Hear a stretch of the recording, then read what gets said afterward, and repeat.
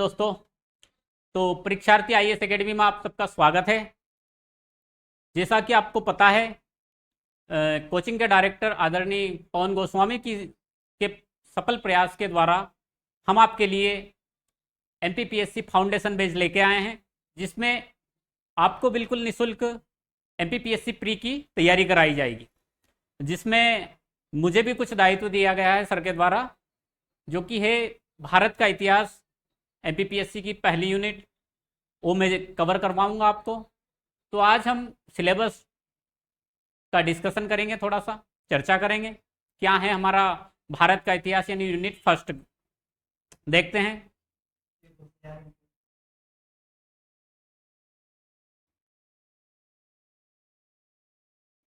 पहली यूनिट, राज्य सेवा प्रारंभिक परीक्षा पाठ्यक्रम 2024 से प्रभावशील।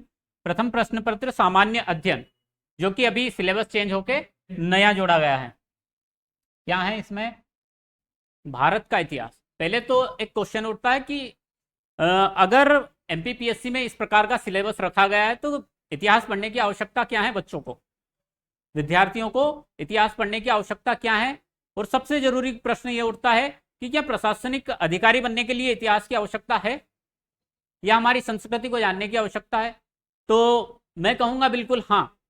अगर इतिहास के जाने बिना हम अगर आज आधुनिक युग में आगे बढ़ेंगे तो यह पीछे वाला जो हमारा इतिहास है, हमारी संस्कृति, उसको भूलकर आगे बढ़ना है। हम किस पर गौरव करेंगे? हमारे पास तो इतिहास ही नहीं रहेगा, तो हमें उसे जानना होगा। तो हम अभी डिस्कस करेंगे हमारे फर्स्ट यूनिट की, फिर जिसके बाद इन क्वेश्चनों का आंसर देखेंगे। चलो आइए। पहला है भारत का इतिहास, जिसमें भी पहला अध्याय है संकल्पना एवं विचार। संकल्पना एवं विचार, इसको हमें ध्यान से समझना होगा। संकल्पना और विचार दोनों ही एक ही विचार, मतलब एक ही कॉन्सेप्ट पे निर्मित है। जैसे कि संकल्पना भी एक है और विचार भी, दोनों को मिला के अलग अलग डिसाइड किया गया है, संकल्पना और विचार। तो संकल्पना और विचार में क्या है? प्राचीन भारतीय ज्ञान परंपरा, यानी कि प्राचीन भारत में ज्ञान की परंपरा कौन सी प्रचलित थी, किस प्रकार से ज्ञान अर्जित किया जाता था, ज्ञान विस्तृत किया जाता था, इस प्रकार हम इस पे चर्चा करेंगे। आगे का टॉपिक है भारतवर्ष, यानी कि भारतवर्ष पहले आर्यावर्त हुआ करता था, भारतवर्ष हुआ, हिंदुस्तान हुआ और भारत हुआ। इन सब की कहानी हम विस्तृत रूप से जानेंगे भारतवर्ष वाले टॉपिक में। आगे है हमारा वेद। वेद जैसा सबको पता है, वेद 4 है, ऋग्वेद, यजुर्वेद, सामवेद और अथर्ववेद। चारों वेदों को विस्तृत वर्णन हम आगे करेंगे। उपनिषद, उपनिषद का मतलब ही होता है समीप बैठकर ज्ञान प्राप्त करना।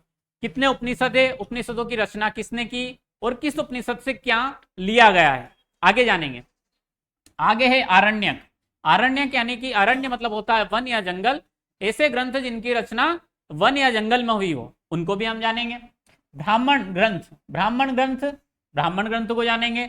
षड दर्शन, यानी कि 6 दर्शन, 6 दर्शन, योग दर्शन, सांख्य दर्शन, ऐसे 6 प्रकार के दर्शन है। दर्शन का मतलब होता है देखना, इनको भी जानेंगे। स्मृतियां, स्मृतियों को जानेंगे। ऋत सभा समिति, ऋत सभा समिति के बारे में विस्तृत अध्ययन करेंगे हम आने वाली क्लासों में। गणतंत्र, गणतंत्र यानी कि जिसमें प्रजा का शासन हो, उसे गणतंत्र कहते हैं। इसे भी हम जानेंगे, कौन कौन से राज्य या कौन से जनपद जो गणतंत्र थे। वर्णाश्रम, वर्ण के आधार पर आश्रमों का विभाजन, इसको भी हम विस्तृत अध्ययन करेंगे आने वाली क्लास में। पुरुषार्थ, पुरुषार्थ हमारे धर्म ग्रंथों में बताए गए 4 पुरुषार्थ बताए गए, धर्म, अर्थ, काम और मोक्ष। तीन पुरुषार्थ हैं, धर्म, अर्थ और काम को, इनको प्राप्त करने में हमें मोक्ष की प्राप्ति होती है, ऐसा धर्म ग्रंथ बताते हैं। इनको भी हम विस्तृत रूप से जानेंगे। ऋण और संस्कार, ऋण कितने हैं, संस्कार कितने। ऋण जो कि हमें माइनस, यानी कि हम जो हमारे ऊपर हैं उन्हें हमें उतारना है, ऋण। और संस्कार जो हमें जो हम ग्रहण कर सकते हैं, जिनके द्वारा हम अपना जीवन यापन करते हैं, 16 संस्कार बताए गए। पंच महायज्ञ और यज्ञ, कितने यज्ञ, किस प्रकार से यज्ञ और किस प्रकार से इनको किया जाता था, सारे यज्ञों के बारे में हम विस्तृत रूप से जानेंगे। कर्म का सिद्धांत, यह बहुत ही अच्छा टॉपिक है। कर्म को प्रधानता के लिए ही इस टॉपिक को जोड़ा गया है, यानी कि हम भाग्य के खेल में ना फंसे, कर्म को प्रधानता दें। गीता जी में आपको पता होगा। बोधिसत्व और तीर्थंकर, बोधिसत्व यानी बौद्ध धर्म और जैन धर्म से रिलेटेड है, इनको भी हम विस्तृत रूप से जानेंगे और इन पे चर्चा भी करेंगे। और आने वाले यानी कि अभी पीएससी की प्री में इससे बहुत सारे क्वेश्चन बन भी सकते हैं, क्योंकि यह नया टॉपिक और सिलेबस भी चेंज हुआ है, तो इसको अच्छे से पढ़ना होगा। आगे है, आगे का अध्याय प्राचीन एवं मध्यकालीन भारत के इतिहास की प्रमुख विशेषताएं, घटनाएं एवं उनकी प्रशासनिक, सामाजिक तथा आर्थिक व्यवस्था। अब प्राचीन और मध्यकालीन भारत की प्रमुख विशेषता, प्रमुख यानी सारी विशेषताएं पढ़ने की आवश्यकता नहीं है, हमें जो प्रमुख प्रमुख विशेषता उनके ऊपर हमें ध्यान देना है।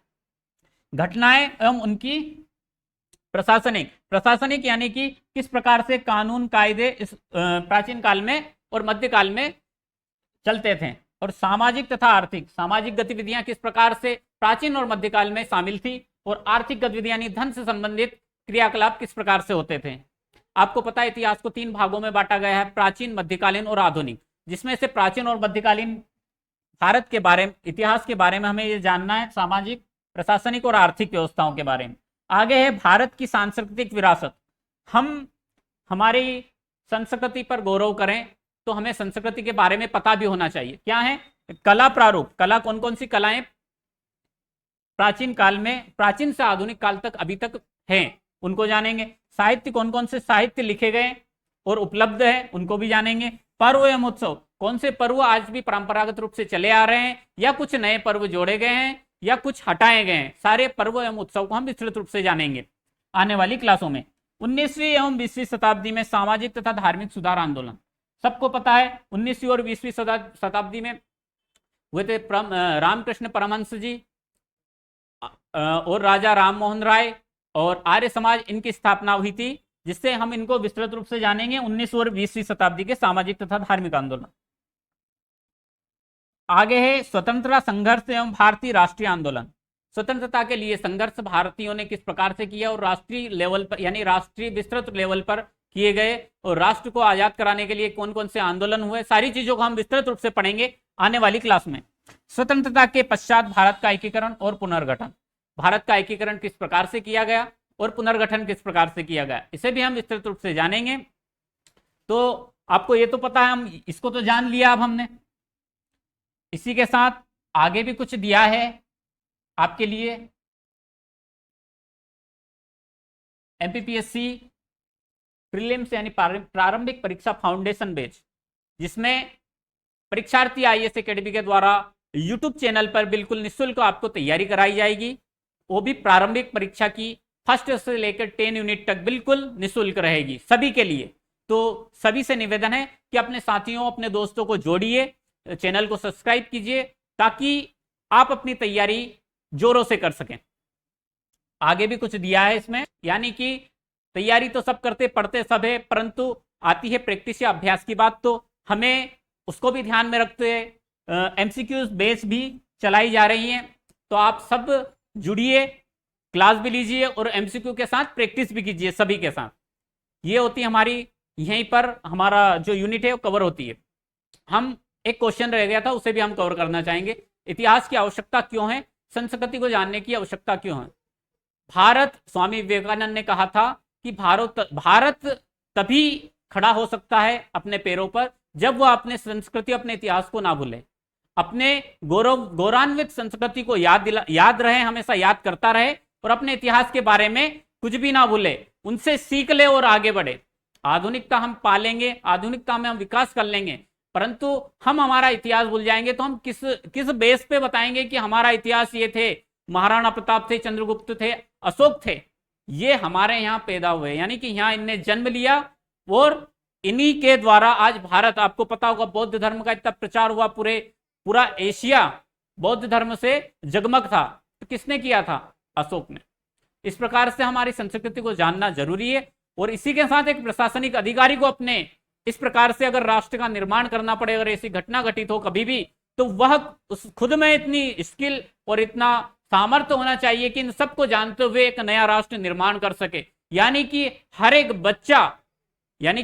बच्चा वैसा ही होना चाहिए जैसा भारतीय इतिहास में दर्शाया गया। जय हिंद दोस्तों।